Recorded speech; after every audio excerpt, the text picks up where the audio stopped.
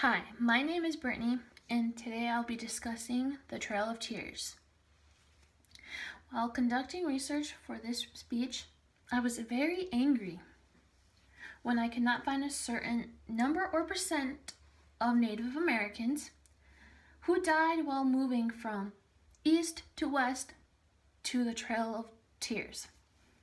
Every source provided different numbers, with even some suggesting a broad scale rather than a clear count. For instance, one source suggests that anywhere from 2,000 to 8,000 Cherokee died along the trail, since the number forced to move was estimated at anywhere from 13,000 to 16,000.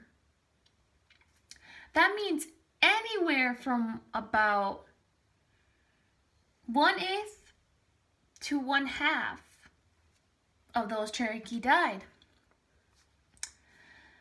This uncertainty is not just an academic misfortune, it hurts on a personal level.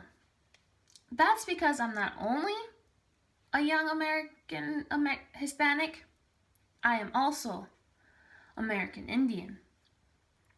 The confusion regarding the past of my own people makes it that much harder to help other Americans understand this country's earliest natives. In fact, the historical conditions that led to the Trail of Tears were more complicated than most people realize, and they resulted in several challenges for Native Americans. I will explain 3 of those challenges. 1, the attempt by natives to find common ground with earlier Western explorers and settlers. 2, U.S. government action that occurred Native Americans to move farther west from their homes in the eastern states. And 3, the actual Trail of Tears, which forced most remaining natives from the east. The first challenge faced by natives was in their attempt to find common ground with new explorers and settlers who visited the United States as early as the 11th century. Vikings visited Canada from Iceland, followed there in the 15th century by English explorers. This was about the same time that Spain paid Italian explorers, including Christopher Columbus, to discover South and Central America. In the same century, Spanish explorers also found what is now California. None of those earlier visitors caused any long-term disruptions on the Native Americans who were here at the time. Nearly a century later, however, in 1585, another bunch of English travelers tried to settle in what is now Virginia. This group shared mixed reactions with Native Americans. Both parties tried to be friendly. Later, however, they began to fight when the natives did not agree to provide food to English soldiers. As a result, the short-term colonists decided to leave America. Natives would not be in peace for long, though only 22 years later, in 1607, another group of English settlers landed in James, Virginia, and they stayed there permanently.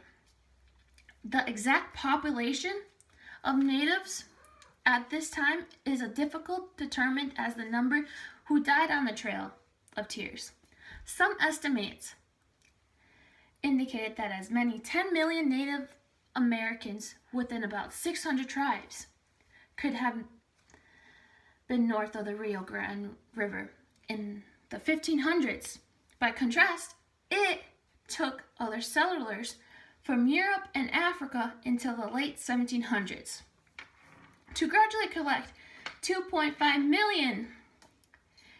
Even so, new residents from Europe always had the advantage of greater education, savvy, gunpowder, and intent to rule the new land.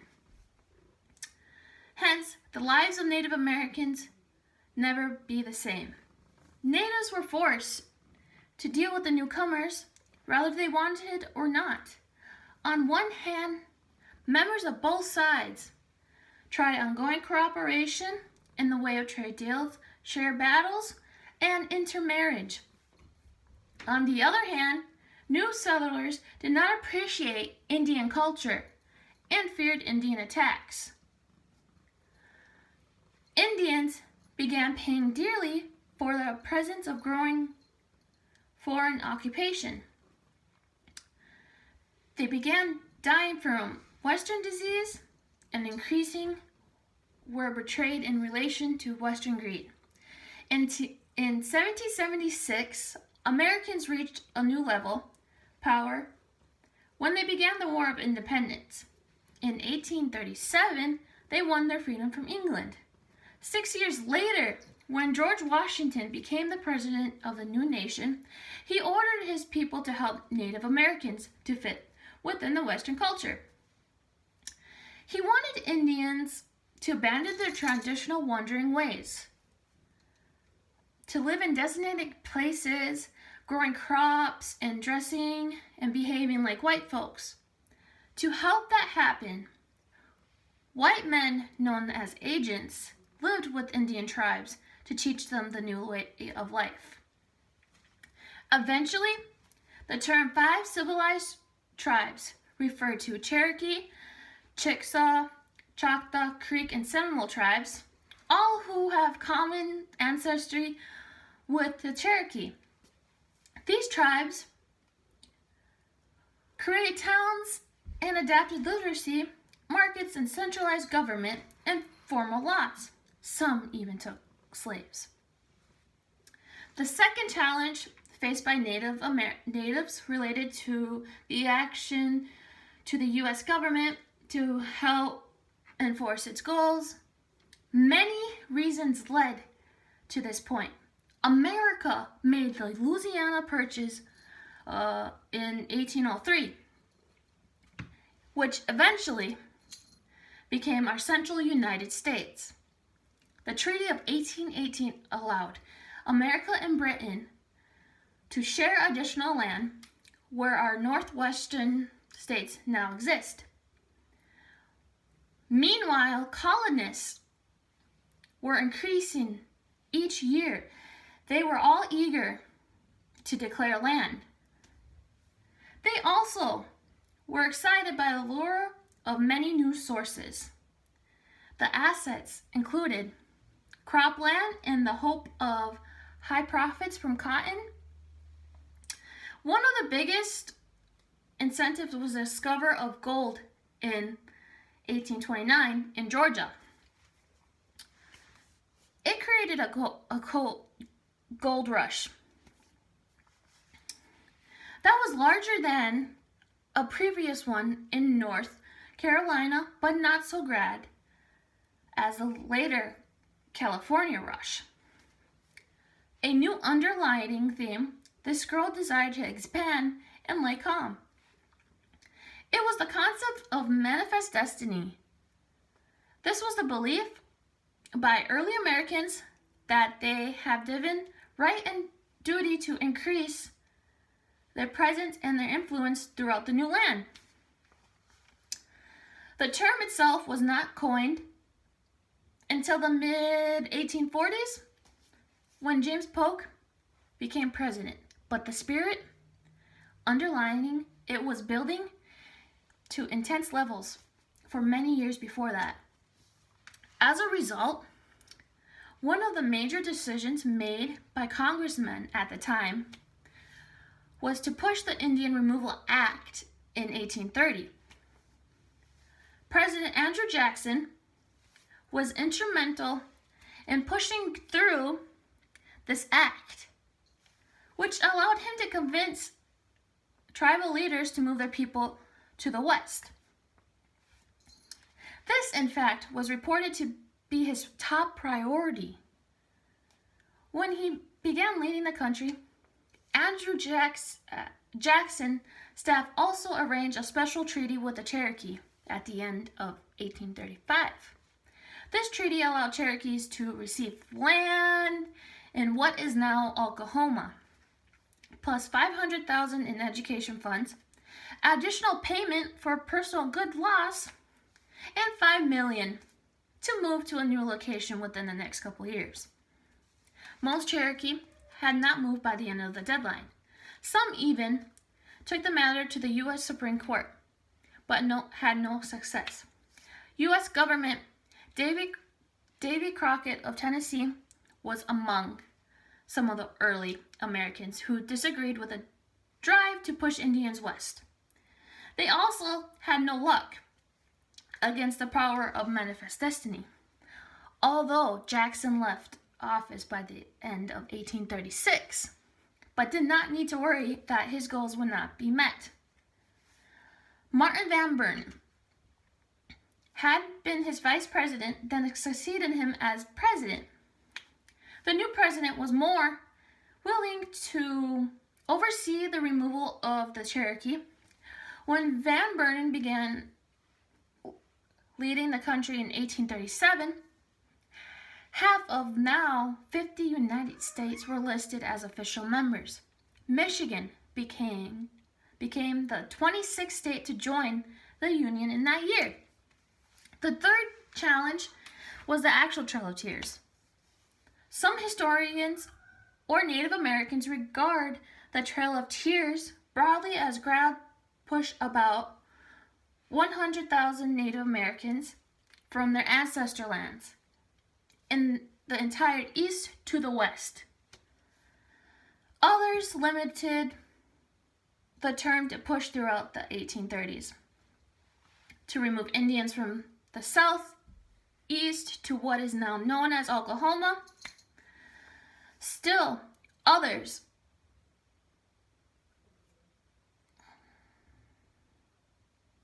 regard the Trail of Tears as the 1838 transfer of the final Cherokee from the southeast to Oklahoma. I will discuss 1838 as well as the whole decade.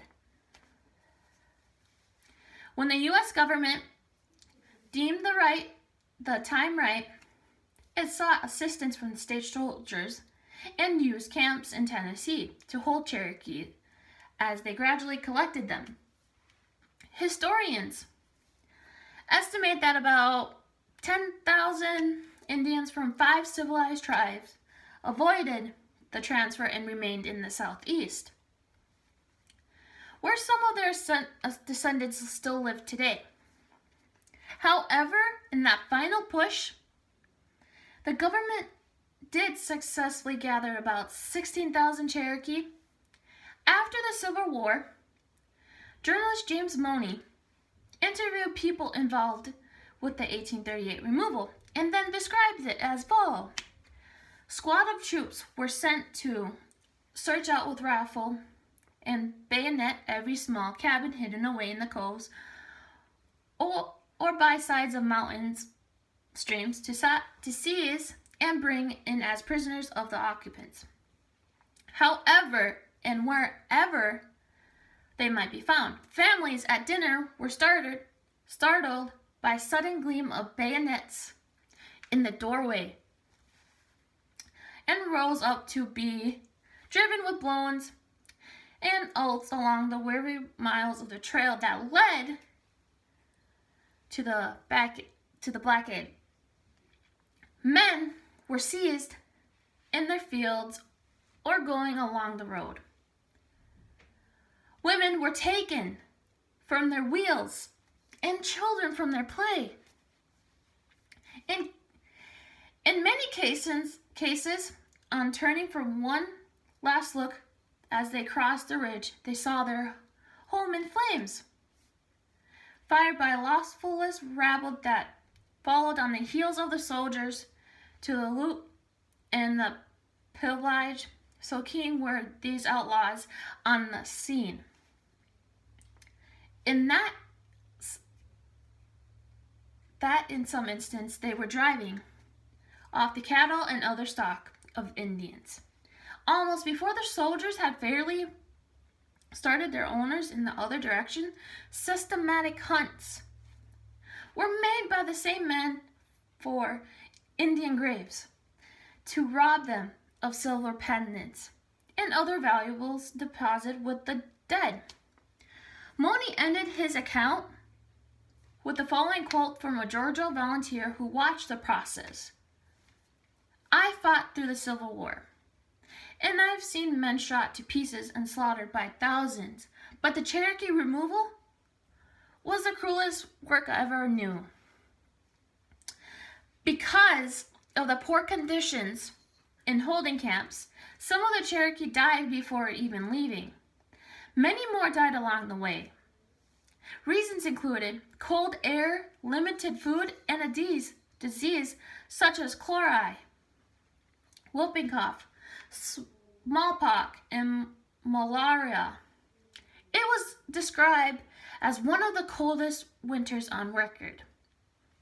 And the government uses a series of trails to transfer the Indians over 1,200 miles in a period of 6 months. Some were in carriages, but many walked on foot, even without shoes. William Shirley Trody, a Cherokee who witnessed his people leaving, wrote to a friend as follows. The day was bright and beautiful, but gloomy and thoughtfulness was depicted in lineaments of every face. At this very moment, a low sound of distant thunder fell on my ear, and set forth a murmur. I almost thought a voice of divine indignation for the wrong of my poor and unhappy countrymen, driven by brutal powers from all they loved and cherished in the land of their fathers. Arriving at the Indian Territory in Oklahoma did not mean the struggle was over. Many natives continued to die of illness or injury that occurred while on the trail. Those who survived realized that the new land was not vulnerable as they had left behind. Worst yet is that the American government, or Americans in general, continued to push them out of whatever territory they were given. Eventually, more and more permanent reservations were established. I live on one today in Bayfield, Wisconsin. Several more exist within an hour of Michigan College, where I now seek a degree in elementary education. As I concluded my research, I realized that the conditions leading to the Trail of Tears were much more complicated than I even had imagined. Natives and early settlers lived in limbo, trading, engaging in war in terms of how those actions affected their overall groups and their own interest. Meanwhile, the power and the greed of the U.S. government grew as the population of its own people rose. The result of the Trail of Tears still has no clear scope in terms of depth or downfall. However, when the all civilized tribes are counted throughout the 1830s, about 60,000 members and a small number of their slaves were forced to make the move. And well over 10,000 of them died either on the trail or soon afterward. As an apology, the United States of Claims awarded the Cherokee an additional $1 million in 1905. As one of my old college friends Jesse Bean said, "The Trail of Tears is one of the United States' greatest shames. The forced removal of indigenous people of the Southeast was an act of genocide leading to the loss of culture, language, and elders, among other things. To this day, many of our people still live with the intergeneration traumas that began during the Indian removal era. No degree of money, regret, or shame on the part of Americans can make up for the loss suffered by the Cherokee. Its members can, however, take pride in now being the biggest group of American Indians in the United States." Thank you.